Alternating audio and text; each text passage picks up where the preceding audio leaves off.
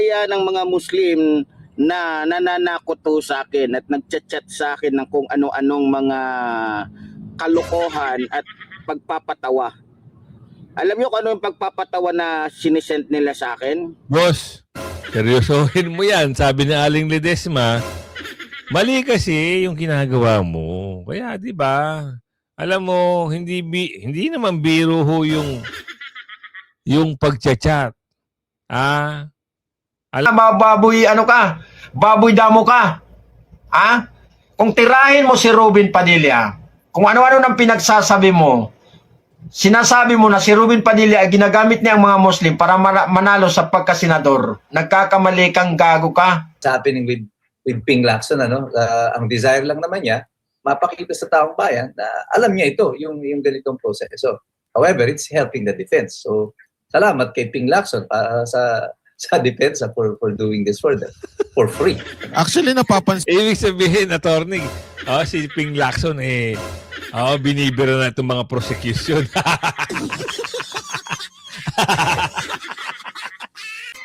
Yes. Good morning and happy Sunday, everyone. Nandito na naman tayo sa Kuya Goods nagbabalik. At syempre, kung hindi ka pa nakasubscribe, subscribe na lang po at hit mo na rin yung bell para lagi kang updated sa ating mga video. Nako, ito na ho. Breaking news. Walang makakapigil sa amin. Iglesia nagbabalang hindi titigil sa paghahanap ng hustisya kahit pa ikinulong ng gobyerno si Senador Rodante Marcoleta. Yan ho ang kabang-abang. Talaga namang ho, makikita nyo naman kung gaano katibay ang itong paniniwala at paninindigan ng mga kapatid sa pananampalataya ng Iglesia ni Cristo. Yan ho yung mga balita ngayon at siyempre meron tayong tatalakayin. Kung natatandaan nyo ho, itong isang vlogger ng Bangag na nagtapang-tapangan, ngayon ho medyo alanganin.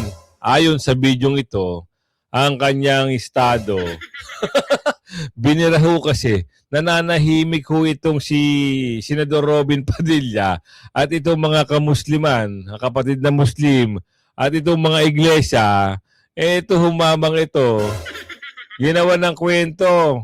Mamaya ipapasok natin yung video na yun. Pero pag-usapan muna natin itong lumabas na breaking news. Ang sabi dito, sa post na ito ay post ng isang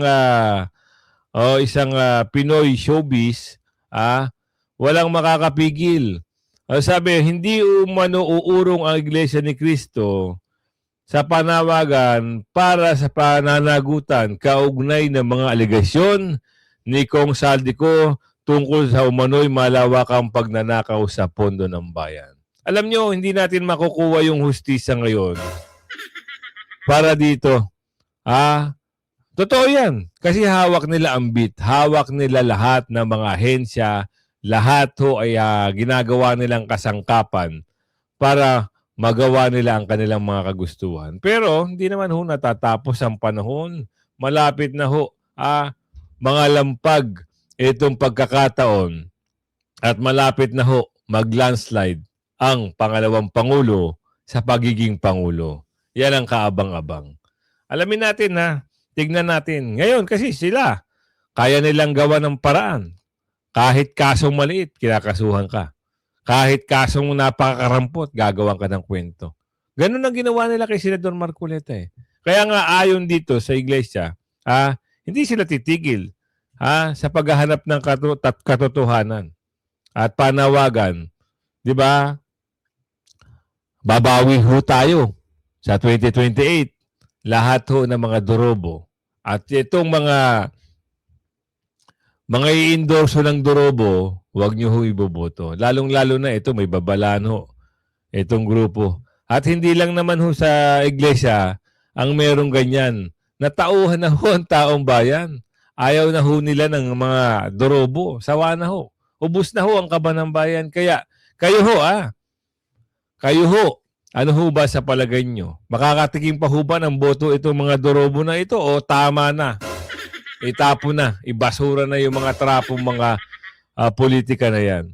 So anyway, alam naman natin ang panawagan ng iglesia at syempre, kailangan makalaya si Senador Marcoleta. Wala naman ho kaso si Senador Marcoleta eh.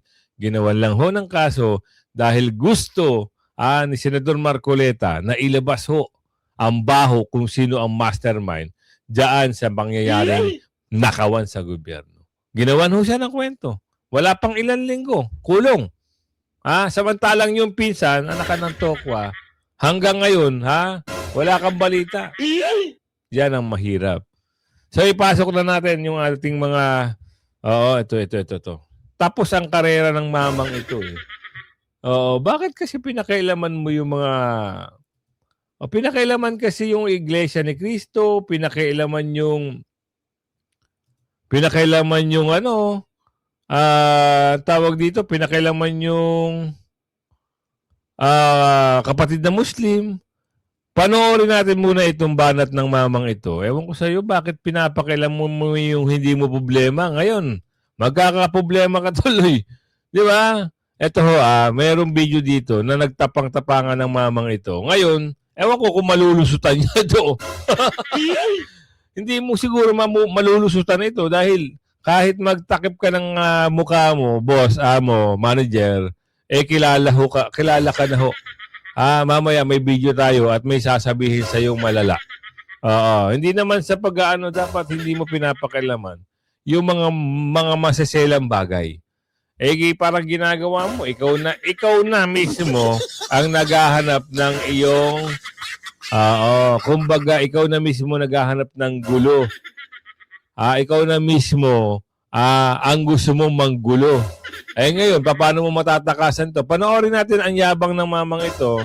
Ito ho'y bulager ni Ngagba at bulager ng mga politikong trapo.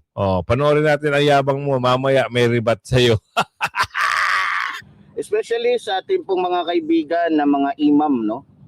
At lalong-lalo na sa mga kaibigan natin na mga Muslim na totoong naglilingkod po kay Allah at talagang sumusunod sa aral po ng Islam.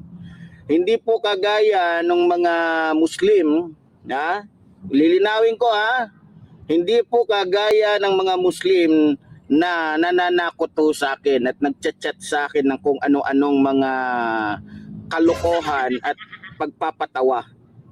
Alam niyo kung ano yung pagpapatawa na sinisend nila sa akin? Boss, seryosohin mo yan. Sabi ni Aling Ledesma, mali kasi yung ginagawa mo. Kaya, di ba? Alam mo, hindi naman biro ho yung pagchat-chat.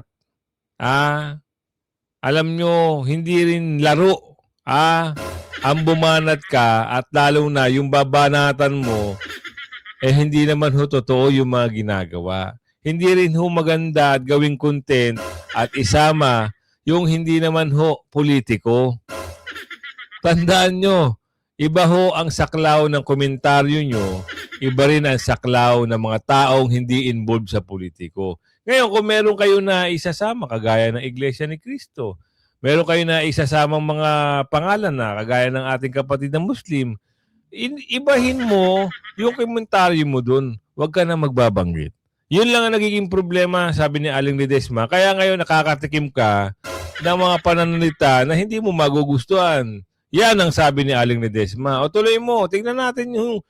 natatawa kasi kami dahil mamaya meron ho sa yung sasabihin yung isang sumagot at nag-rebat sa'yo. Mini-message, keso ganito, ganyan, magtago na ako, tinatanong kung saan yung address ko, at naghahamon pa ng kung ano-ano sa akin. Buti naman sana kung may ikakaya sana, buti sana kung mahusay sa pakikipaglaban. Ayan ang problema, sir eh.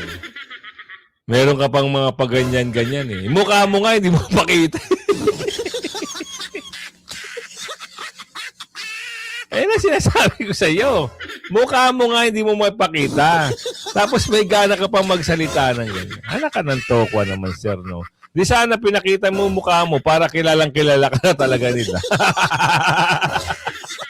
Diba? Oo. Kasi ang problema, sir, meron kasing matinding mga pagmumura, meron matitinding mga salita na hindi kaaya-aya, kaya medyo naaalanganin eh. O, maniwala ako sa iyo, sir. Ipakita mo mukha mo, o, tapos magkomentaryo ka, mag-reaction ka, gawin mo yung puro mura. Gawin mo yung puro mura, oo. Alam mo, masama magmura. Masama magsalita ng masama. Wala namang problema kung magkokomentaryo ka. Wala hong problema kung magkikritisim ka. Ang problema, hinahaluan mo kasi ng mga bungangang hindi kaaya-aya. Yung bibig, na sana sa tama binabanggit yung mga salitang binibitawan, hinahaluan nyo pa ng kung ano-ano. Kaya doon napapasama. Pakita mo mukha mo, tapos doon ka magyabang, yung tapang mo, ilabas mo. Marami ho nakapalibot sa iyo dyan. Kilala ka. Oo, makikilala ka. Kasi nga, hindi ka nila makilala ngayon kasi nakatakip. Oo, sabi ni Aling Ledesma, tuloy mo. Wala naman. 'Di ba? Lalong-lalo na yung mga DDS na mga Muslim na mga muklo. Ayun na sinasabi ko sa iyo. Tama ho ba yun? 'Di ba? Hindi naman ho tama yung ganung bagay. Magsasalita ka against. Hindi naman pag gumamit ka ng wordings mo, wag mo nang samahan ng kung ano-ano, sir. Masama yun kasi ang lumalabas doon pag sinabi mong Muslim, in the word Muslim, alam na nila kung sino yung pinang sinasabihan mo. Ganun lang yun. Kaya ho may mga nagagalit at galit talaga. Dapat sinabi mo na lang na hindi natin nagugustuhan yung mga ibang kapatid. Yun na lang. Huwag ka na magbanggit. Problema yan. Mamaya may rebat sa iyo yung isang miyembro ng kapatid. 'Di ba? May ginawa nga akong kanta Hintayin nyo lang. Napakaganda po ng kantang ito. Ang title po nito, Muklong Mga Muslim. Nakita No? mo na. Pero tulad ng sinasabi ko, ang pinatatamaan po natin, yun lamang pong mga Muslim. Mali, boss. Mali. Maling-mali ka. Doon pa lang. Sorry pero maling-mali ka doon. Dapat hindi mo sinabi yung muklong mga... Dahil pangkalahatan na yun. Kahit na bumuelta ka na hindi mo pinatatamaan lahat, pero yung andun yung yung MUSLIM, andoon. So, ngayon, tatanggapin mo siguro o malamang sa malamang, merong magre-rebat sa'yo, tanggapin mo na lang kung siguro kung ano sasabihin niya, di kayo na lang magdebatehan dalawa. Anyway, wala tayong problema sa inyo. Na-i-vlog lang kita kasi sikat na sikat ka, boss eh. Sikat na sikat ka talaga ngayon. Sana. Hindi ko lang alam, bakit nagtataka ako. Halos lahat ng mga vlogger ni Ngagba, ganito yung mga attitude, ano? Oo, halos lahat. Ganito yung ugali. Kung hindi magmura, may sisira ang ganito, may idadamay na ganito. Tuloy mo. Duterte. Lilinawin ko ulit para mas malinaw doon sa mga dinadamay na lang ng mga muklo. Kita mo. Yung mga sinasabi ko, ina-address ko ho ito hindi sa buong kalahatan ng Muslim. Nako, kaya. At lalong hindi ko tinatapakan yung aral ng ng mga Muslim, lalo na yung Islam. Mahal na mahal po natin yan dahil meron po akong mga nagugustuhang doktrina sa loob po ng Quran. No? Wag ka na magpaliwanag, boss. Ito, boss. Boss, ito panoorin mo, boss, ha? Ewan ko lang kung hindi ka matauhan dito, boss. ito, ha? Saan ba nagsimula ito? Ayun ho, meron kasing mga binabanggit, no? Siguro hindi ho nagustuhan ng iilan o hindi talaga magugustuhan ng nakararami, for sure dito. Bakit? Mali ho naman talagang magbanggit ka ng mga bagay-bagay na hindi naman related sa politika. magandang araw po sa lahat. Yan na. Panawagan po ito sa lahat ng ating mga kapatid na Muslim. Naku, yari. Tausug, Maguindanao, Iranon, especially sa mga Maranao. Panawagan po ito para sa inyong lahat. Hantayin niyo ang kupal na ito. Nako. Delikado yun, boss. No? Delikado. Hay, nako. Yan ang sinasabi ko pag mga yung dila hindi binabantayan sa pagsasalita. Minsan, ang pagiging komentarista, hindi ho patapangan, ha? Ang labanan lang ho dito sa politika, criticism. O magkritiko ka, pero iwasan mo magmura. Magkritisisi ka, magkritiko ka, huwag kang gagamit na kung ano-ano. May mga wordings ho dito. May nadawit na reliyon. Anak ka ng tokwa ka, Rudy. Paano yan? O, may sinabi si Kuya. O, tuloy mo, Kuya. Nito. Nako. Ilibing po natin. Ay, viral na po ito. Ang pangalan nito, mga kapatid, mga kaibigan, ay si Danilyn Baksal. Yan po. Nandiyan sa baba. Basahin nyo. Danilyn Baksal, ang kanyang Facebook page. Tiningnan po natin, vlogger po ito. Bagong vlogger lang ito kasi yung followers niya nasa 6,000 kilang.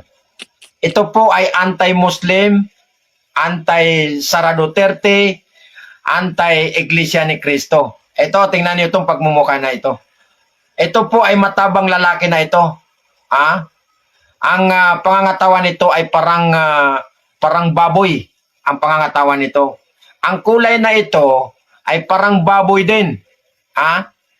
Parang baboy ang kulay na ito. Tingnan nyo, lahat ng kanyang content, mga content ay tiningnan ko. Itong taon na ito, gumagawa ng ingay para maging sikat. O, sikat ka na ngayon, viral ka na ngayon. Viral ka na ngayon, Danilyn Baksal. Yeah. Hindi natin alam kung anong palayaw nito eh. Pero ang alam kong palayaw nito baboy damo. Kasi nandiyan siya sa mga tingnan niyo nasa siya nasa lansangan Ang daming mga damo sa likod niya. Diyan sa makikita niyo. Kaya ang palayaw nito, baboy damo. Baboy damo na tumaba. Tingnan niyo, ang ingay-ingay mo. Lahat ng lumalabas sa bunganga mo, ang baho ng bunganga mo, ang talas ng mga dila mo. Paano mo naisip na sabihin mo lahat ng mga Muslim ay pare-parehas? Oo, may binanggit ka doon sa video mo, doon sa gitna, at doon sa katapusan na hindi pare-parehas sa mga Muslim. Hindi lahat ng mga leader ay pare-parehas. Galit ka dito, di ba? Dito sa kapatid namin Muslim, ito. Dahil doon sa banat niya kay Erwin Tolpo. Anti-Muslim to kasi si Ruben Padilla ang binanatan nito Dinipinsahan nito si Erwin Tolpo. Binabanatan niya lahat ng mga kalaban ni BBM. Especially kay Sara Duterte, Ruben Padilla, si Bongo.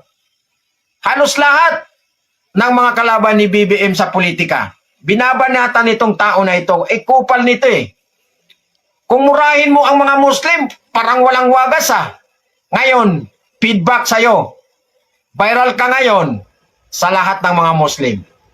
Halos lahat ng mga Muslim. Panawagan natin to sa lahat ng mga Muslim. Tausug, Maguindanao, Iranon, mga Maranao. Tingin natin ito. Kapag ito ay mahuli natin, buhay. Ilibing natin. Ito panigurado na ito. Susunod ito sa mga ibang mga tao na binanata ng mga Muslim. Luluho dito. Ito sa huli luluho dito. Ihingi ito ng walang katapusan ng sorry. Tingnan ko lang pare. Tingnan ko lang. Kung hindi ka lumuhod na naman sa mga Muslim. Hihingi na naman ito ng walang katapusan ng patawad. Hindi ka namin mapapatawad sa pinagsasabi mong putang ina mo. Feedback sa'yo yan. Tarantado ka, ang sakit ng kamay ko, pero kumulo-kulo ng dugo ko sa'yo, gago ka. Ang taba-taba mo na, baboy mamo ka, baboy ano ka, baboy damo ka. Kung tirahin mo si Robin Padilla, kung ano-ano nang pinagsasabi mo, sinasabi mo na si Robin Padilla ay ginagamit niya ang mga Muslim para manalo sa pagkasenador, nagkakamali kang, gago ka. Nagkakamali ka. Paano ka pa nakarating doon sa Marawi City? Pati yung mga Mauti Group, tinira mo rin. Anong pakialam mo doon? Bakit pati yun? Dinamay mo pa. Sinama mo pa sa content mo, putang ina mo. Ang sarap mong murahin. Alam mo sa totoo lang, itong kamay ko masakit ito eh. Masakit ito eh. Pero kung nasa harap kang putang ina mo, tarantado ka, sasampalin kita ng magkabilaan eh. Paluluhurin kitang, gago ka eh. Ang laki-laki ng katawan mo, para kang baboy. Baboy ka eh.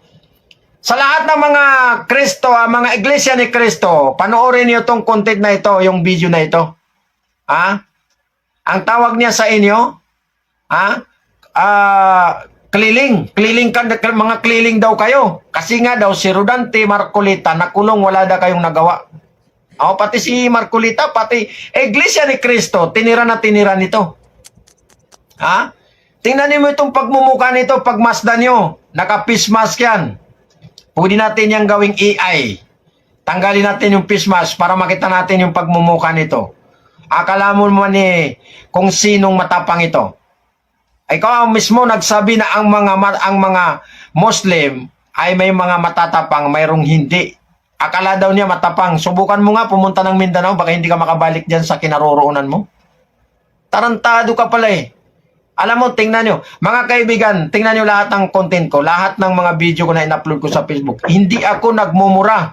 Pero tandaan nyo, nagmura ako ngayon dahil kumukulo ng dugo ko sa putang ina to.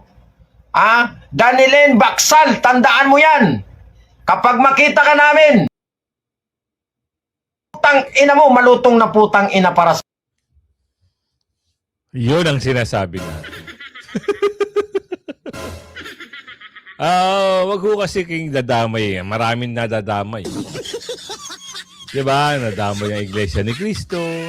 Totoo yan. Yan yung bumibila kay Senador Marcoleta. Ang problema, nadadamay, dinadamay kahit sino. Yun ang naging problema. Trending na naman si Kuya. Galing talaga ni Kuya. Super trending Nako. Maniniwala lang si Aling Ledesma, Kuya, yung tapang. Ay minsan hindi ginagamit sa pagtatakip ng muka. So yun lang yun. Tsaka mamaya, payo lang. Iwasan yung matinding pagmumura. Masama yun. Tsaka iwasan yung i-content kung sino-sino. Hindi maganda yun.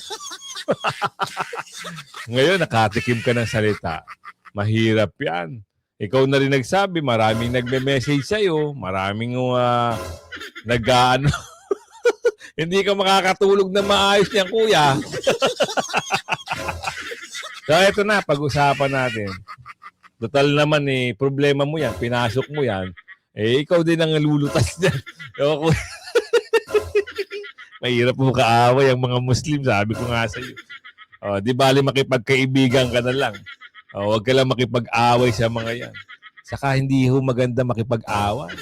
Lalong-lalo na yung mga babanggit ka ng mga salitang hindi ka aya-aya. Pangit, di ba? Pag may kaaway ka, liliit ang landas. Pag marami kang kaibigan, masaya. Ganun lang yun. Ito, punta tayo dito. Naku, pwede na huwatang si BP Sara, pwedeng ma-acquit. At yung mga, ang tawag dito, yung mga senador, parang gusto nila natang magpahaging na ayaw na nilang i-impeach si BP Sara. Ayaw na ho nila, parang ganun ang lumalabas dito sa interview ni Attorney Operario sa SMNA kahapon, kagabi. Alamin nga natin dito. Opinion ng ordinaryong Pilipino. The prosecution is not winning their case. The hearts and minds of the people remain where they are as of the moment. I think they still remain with Sara Duterte.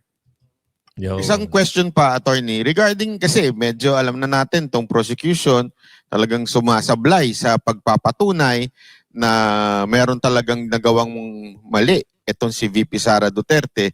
Pero tingnan naman natin yung mga senator judge.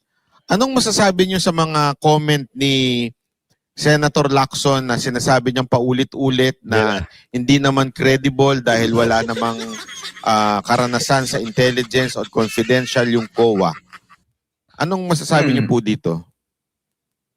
Ako nga, minsan nalilito na kay Ping Lacson kasi parang minsan tinutulungan niya pa yung depensa. So, Kasi attorney si Lacson, alam niyo naman, medyo ganun yun, di ba? Ano yun, sir? Maraming meaning yun. Maraming meaning yun. Kaya kung ano, ganyan. Kaya kung bakla. Mahirap basahin no? Pero ang nangyayari, tuwing tatayo siya, natutulungan pa yung depensa. Minsan pinapanood ko yung ibang mga senator judges na kapanalig nila doon sa mayorya, parang nanlalaki yung mata tuwing tatayo si Ping Lacson kahit sila hindi yata alam kung anong sasabihin ni Ping Lacson. Or maybe nako-caught off guard lang si Ping kasi hindi nila napag-usapan ng majority kung ano yung mga magiging nature ng pagtatanong nila. Minsan kasi pag may alam ka, kagaya yan ang sinasabi ni Ping Lacson is based on his knowledge as former PNP chief. Ito nga, sabi nila, may balita nga ho, attorney, Boss Banateros, may balita ho na lumalabas. Parang 6 ho sa majority. Ayaw na ho impeach si VP Sara. Parang yun ang lumalabas na kwentuhan ngayon. Ngayon, kung makatotohanan man yan, tapusin na nila yung investigasyon. Tapusin na nila yung trial. Kasi habang may trial, nauubos lang ho ang kaba ng bayan. Di ba? Kung maaga nila tatapusin yan at yung Article 1, 2, 3, 4 ay may basura na nila, di mas maganda. Yun lang yun Tapos na at magtrabaho na lang ho ang bawat senador at mga congressman. Tapos, pag maging okay na, i-abolish na yung Kamara. Ganun lang yun. Alam niyo sino ho magpakana niyan? Kaya ho yung mga ganyan, yung mga nag-aambisyon maging presidente sa susunod. Totoo yan. Nag-aambisyon ho. Kaya nila ginagawa ng paraan kasi malakas ho si VP Sara. Given, wala hong mga katibag. Oo. Kahit nga sabihin nila na election ngayon, bukas, wala. Landslide talaga si VP Sara. O, tuloy. Minsan kasi pag may yung masyado kang interesado na patunayan sa mga tao na maalam ka, na marami kang alam, hindi mo na naiisip yung mga consequences ng sinasabi mo. Baka malayo na ito sa yung ultimate objective. I think that's what's happening with Ping Lacson. Ang desire lang naman niya, mapakita sa taong bayan na alam niya ito, yung ganitong proseso. However, it's helping the defense. So, salamat kay Ping Lacson sa depensa for doing this for free. Actually, napapansin Ibig sabihin, attorney, si Ping Lacson, binibira na itong mga prosecution. Iyak na ang prosecution dito. Kung gano'n na nangyayari. Di ba? Wala na silang magagawa. Sa bagay, meron nga umiiyak yung isang congressman ng Maynila. Napapansin nila itong si Chis Escudero si presiding judge parang kumakampi daw sa depensa. Natural. Takot sila Oo, dahil pag hindi nila inakwit si VP Sara, ito lang nga tandaan nyo, wala hong boboto dito sa mga re-electionists. Yan ang mangyayari. Yan ang katotohanan. Diba? Oo, panahon na ho. Panahon na ho ng kailangan nila magpanggap. Oo, ay malakas si VP Sara. Wala hong makakatibag. Yan ang usap-usapan ngayon. Yan ang alam niyo yung mangyayari dito kung sakasakali kung hindi sila makikinig na i-acquit si BP Sara. Etong tatakbo ng mga re-electionist tapos ang karera sa politika. Tuloy. Parang mema. Parang malaman naman ng Senado na buhay pa siya. Kailangan galaw-galaw din. Di ba? So, kahit na wala namang isa-isa yung mga pinagsasasabi kasi yung mga tanong dahil it has been clearly elucidated by both parties, tatanong niya na rin. Just to remind the people na, oy, buhay pa ako, I'm still here. Di ba? So, Wala namang papel niya. Oo, papel di hapon lang yung papel ni Win Agatchalian dyan. Naku po. Ano ba naging ano dyan? Taga-abot ng papel. Taga-pokpok kung mayroong pagkakataon. Opening statement, yan. Pero wala hong alam yan. Kaya nga yan nandyan eh. Oo, kaya nga niya binato kagad kay Jesus Escudero kasi mangangamote siya dyan. Wala husang alam sa batas. Kaya yung lahat na nangyayari dyan, laro-laruan na lang. Pag hindi sila nagtino, walang 16 na boto, tapos yung magre-electionist pa, yung kakandidato sa 2028, boboto ng yes sa impeachment, tapos ang istorya. Laglag ang mga tuka nito sa 2028. Meron dyan magaling. Ngayon pa lang kumakambyo na. Kumakambyo na ho sila. Diba? Gumagawa na ho sila ng paraan para bumango. Dahil ito si Mamang Chis Escudero, re-electionist to. Yan si Subiri, re-electionist yan. Kaya makikita nyo, kakambyo yan.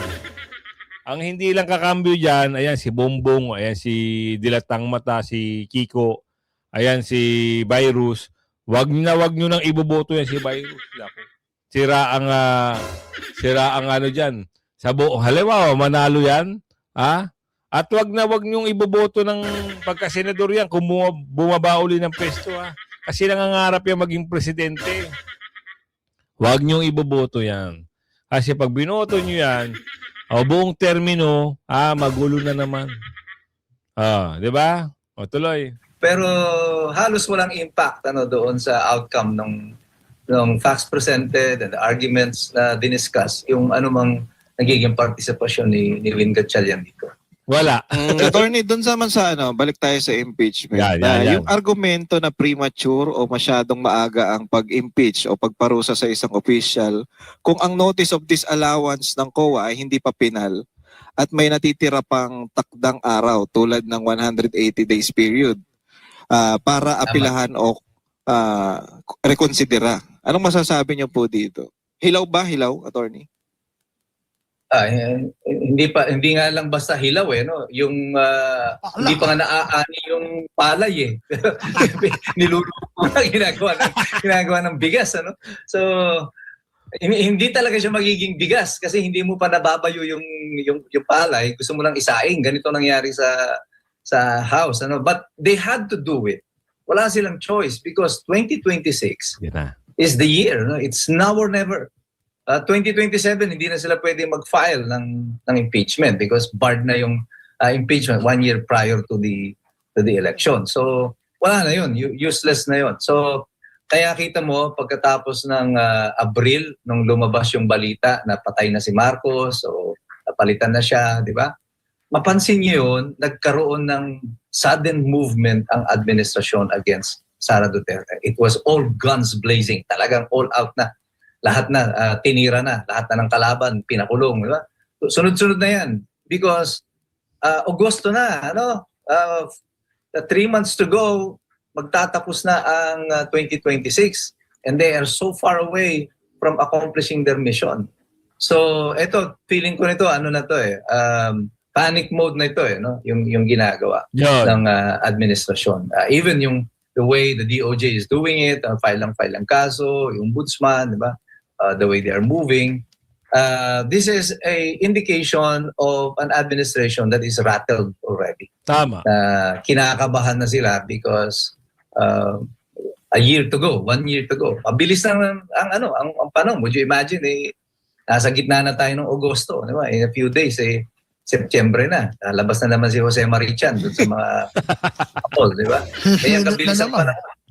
Sana hindi si Jose Marichan ang lumabas. Sino yan, sir? Si Marcos. Yun lang. Hindi, attorney naman lumabas sa Malacanang kasi mahilig siyang bansa. Bansa. Ayun naman, no? Attorney, pagdating naman dun sa ano, Nakita nyo, tama yung sinasabi niya, Atty. Rattle na. Mabilis lang ho yung panahon. Kakapiranggot na bear lang ito. 4 na bear lang. September, October, November, December. Tapos na ho. So dito na ho, bubulusok ngayon yung panahon na malapit na ho mag-eleksyon. National, national election ho ito. Maingay ito kaysa sa midterm. Mas maingay ito kaysa sa local. Ito ho yung inaabangan. Ito yung puno ng siraan. Ngayon pa nga lang, di ba?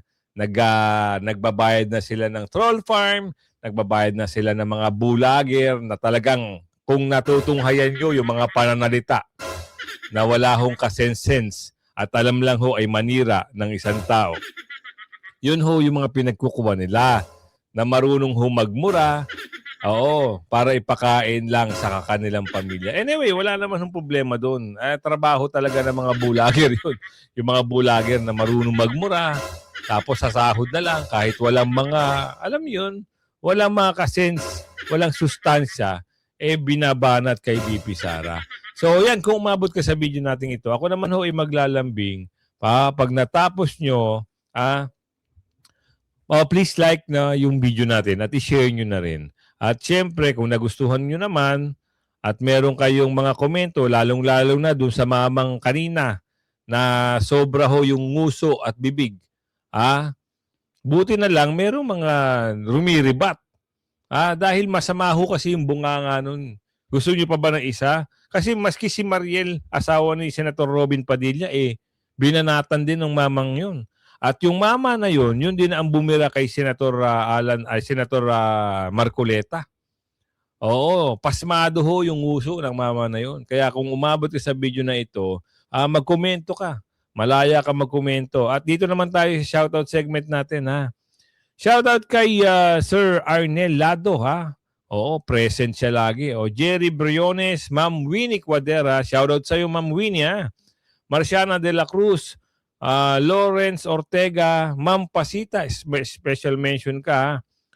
Victor Mansala Balingit, shoutout po sa iyo. Jocelyn May, Darlene Narvino, ma'am, shoutout sa iyo, ha. Ma'am Pasita Llanes, Ma'am Malu Survivor, Mix Vlog, shoutout sa iyo, ha. Juniel Humanong, shoutout po sa iyo. Rudy Villamor, Veronica Peralta. Ito si Ma'am Ma'am Haiku Kurosawa, shoutout sa iyo mula Japan. Oo, at si Ma'am Timberlake. Si Ma'am Amara Timberlake, shoutout sa iyo, ma'am, ha. Kay Noreen, shoutout sa iyo, ha. Sharon 12888, shoutout sa iyo. Oo, sabi dito, order yan, manakit sana, fake news yan kay BP Sara. High blood na si Kuya Gudso. Salamat, ma'am. Shano na, shoutout sa iyo. Sambuanga Hermosa, shoutout po sa iyo. Luis Santos, shoutout po. Lourdes, Jose Ismael Prado, shoutout po sa iyo. Arnel Javier, shoutout po sa iyo. Connie Guerta, shoutout po. Joy Paradas, Diana Ronald, shoutout sa iyo. Ma'am Pasita, ayun any God will make a way. Madaling nakawin sa mga magnanakaw. Yun yung kanyang komento. Okay, Isaac Rashid, ha? Shoutout po, ha? Albert to Gabriel, shoutout po sa iyo. Lorna Cabrera, Roel 1846, J. Morales, shoutout sa iyo. Carlo Arquiles Carlo, shoutout sa iyo. Jesse Cubar, Emilita Lerpido, shoutout po sa iyo. Nancy Perez, Irene Legaspi, Renante Lai, shoutout po sa iyo. Mirna Kramer, Dante Dablin Bartulaba, Jocelyn Gatchalian, shoutout po sa iyo. Veronica Peralta, Roel Renato Bolangita, shoutout po sa iyo. Analisa Singson, Emma Elevasco, shoutout po sa iyo. Benedictang Oo, Rondo Gapo. Raul Cabahug, shoutout po sa iyo. Almeda Ramos, Ruel, Ma'am Elsa Hitman Mercado, shoutout po sa iyo. Giga, oo. Bogart Sala, shoutout po sa iyo. Ayan, kung umabot kayo shoutout segment natin. Hanggang sa muli ho, paki-like, share yung video natin. Bye-bye!